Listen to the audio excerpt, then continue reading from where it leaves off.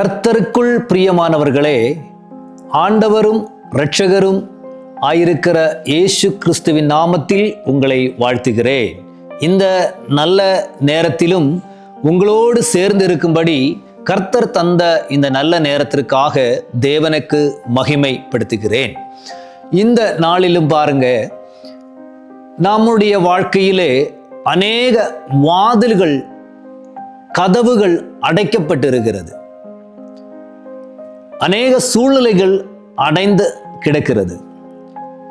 வேதத்தில் இதற்கான ஒரு வாக்கியத்தை நான் உங்களுக்காக வாசிக்கிறேன். வெளிப்படுத்தின விசேஷம் 4ஆம் அதிகாரம் அதன் 1வது வசனம். இவைகளுக்கு பின்பு இதோ பரலோகத்தில் திறக்கப்பட்டிருந்த ஒரு வாசலை கண்டேன். ஆம் பிரியமானவர்களே, வெளிப்படுத்தின விசேஷம் 4ஆம் அதிகாரம் 1வது வசனத்தில் இவைகளுக்கு பின்பு என்று தொடங்கப்படுகிறது.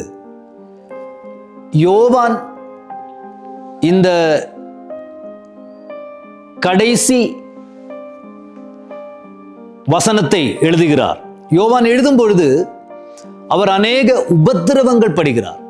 அநேக பிரச்சனைக்குள்ளாக அவர் இருக்கிறார்.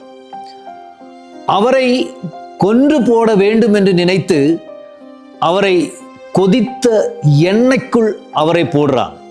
ஆனா அவரை அந்த எண்ணெய்க்கு, அந்த கொதித்த எண்ணெயை அவருக்கு சேதப்படுத்த முடியாமல் அவர் அதேபடி, அவர் எப்படி அவரை போட்டார்களோ அதே மாதிரி அவர் எழும்பி வர்றார். அவர் எந்தெந்த முறையிலேயோ அவரை கொலை செய்ய விரும்புகிறார்கள், ஆனால் அவரை கொலை செய்ய முடியவில்லை. அப்படி இருந்த நேரத்திலே அவரை இந்த இடத்திலிருந்து வேறொரு இடத்திற்காக அவரை நாடு கடத்தப்படுகிறார். அந்த நாடு கடத்தப்பட்ட இடத்தில் அவர் தனிமையில் இருந்து, யாருமே இல்லாம, சாப்பாடு இல்லாம, பசியில அவர் செத்து அந்நிய மிருகங்களுக்கு, கழுகுகளுக்கு இரையாய் போவார் என்று அங்கு இருந்த ஜனங்களும் அங்குள்ள அதிகாரிகளும் நினைத்து அவரை நாடு கடத்தினார்கள். ஆனால் அநேக சபைகளுக்குள்ள வசனத்தை கர்த்தர் யோவானுக்கு கொடுக்கிறார். அதற்கு சேஷமாக, அது முடிந்த பிறகு கர்த்தர் யோவானை பார்த்து சொல்கிறார். யோவான் வசனம் இப்படியாக எழுதுகிறார்: இவைகளுக்கு பின்பு பரலோகத்தில் ஒரு வாதில் திறக்க கண்டேன். இந்த பூமியில் அநேக வாதில்கள் அடைக்கப்பட்டது. அதாவது அவருக்கு நல்ல வாழ்க்கை வாழக்கூடிய நல்ல சூழ்நிலைகளை அமைந்திருக்கிற வாதில் அவருக்கு அடைக்கப்பட்டது. அவருடைய சந்தோஷத்தின் வாதில் அவருக்கு அடைக்கப்பட்டது. அவர் மற்ற இடங்களில் தேவ வசனத்தை பேசும்படியான அந்த சூழ்நிலை அவருக்கு அடைக்கப்பட்டது. மற்றுள்ள ஜனங்களோடுள்ள அந்த இடவழகல் அவருக்கு அடைக்கப்பட்டது. அவருக்கு மற்றவர்களுடைய அரவணைப்பின் வாதில் அவருக்கு அடைக்கப்பட்டது. கர்த்தர் சொல்கிறார், நான் உனக்காக இந்த பூமியில் ஒரு வாதில் அடைக்கப்பட்டிருந்தாலும் பரலோகத்தில் நான் உனக்காக வாதலை திறப்பேன் என்று கர்த்தர் சொல்கிறார்.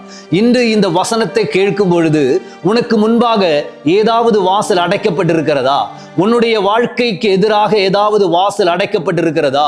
உன்னுடைய பிசினஸுக்கு எதிராக உன்னுடைய வாதில் அடைக்கப்பட்டிருக்கிறதா? உன்னுடைய வாழ்க்கைக்கு எதிராக உன்னுடைய வாதில் அடைக்கப்பட்டிருக்கிறதா?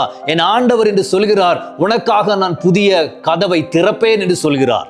இந்த வார்த்தையை நீங்க கேட்டு நீங்கள் அர்ப்பணித்து தேவனுடைய சமூகத்தில் ஜெபிக்கும் பொழுது கர்த்தர் இன்று உங்களோடு சொல்ல விரும்புகிற வார்த்தை, உனக்கு முன்பாக சில வாதில்கள் திறக்கப்படும். சமாதானத்தின் வாதில் திறக்கப்படும்.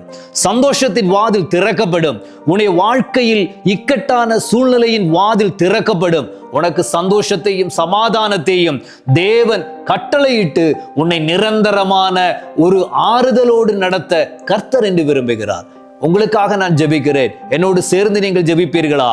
ஆமென். ஆண்டவரே, இந்த நல்ல நேரத்திற்காக உம்மை நன்றியோடு நாங்கள் துதிக்கிறோம் தகப்பனே. இந்த வார்த்தையை கேட்டுக்கொண்டிருக்கிற உமது பிள்ளைகளை உமது பாதத்தில் அர்ப்பணிக்கிறேன். ஆண்டவரே, இவர்களுக்கு முன்பாக அடைக்கப்பட்ட சில வாதில்கள் இயேசுவின் நாமத்தினாலே திறக்கப்படுவதாக. ஆண்டவரே, இவர் ஒரு நன்மையை காணும்படி தேவனுடைய பிரசன்னம் இவர் மேல் இறங்கும்படிக்காக நான் ஜெபிக்கிறேன் ஏசப்பா. அடுத்த நாட்களில் உமது பிள்ளைகள் புதிய வாதலை, திறக்கப்பட்ட வாதல்களை கண்டு சந்தோஷம் அடைய செய்யும். என் தேவன் அப்படி செய்வதற்காக நன்றி. இயேசுவின் நாமத்தில் எங்கள் பிதாவே, ஆமென். God bless you.